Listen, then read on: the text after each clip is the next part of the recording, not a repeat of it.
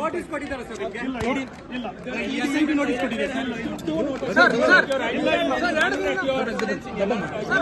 ನಾನು ಆನ್ ಐತೆ, phone on ಐತೆ, ಎಲ್ಲ ಆನ್ ಐತೆ, ಎಲ್ಲ ಸ್ವಲ್ಪ ನನ್ನ ಕೆಲಸ ನಾ ಮಾಡ್ತೇನೆ ಸರ್.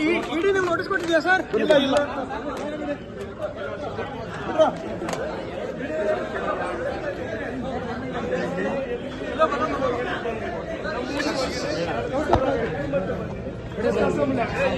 ಮಂತ್ರಾಲಯಕ್ಕೆ ಹೋಗಿ ತಪ್ಪಿಸ್ಕೊಂಡಿದ್ದಾರೆ ಅನ್ನೋಂಥ ಸುದ್ದಿ ಓಡಾಡ್ತಾ ಇದೆ. ನನ್ನ ಫೋನ್ ಐತೆ ಕೈಯಾಗ, ಎಲ್ಲ ಸರ್ ನಿಮ್ಮ ಸ್ಪಷ್ಟನೆ ಏನು ಸರ್?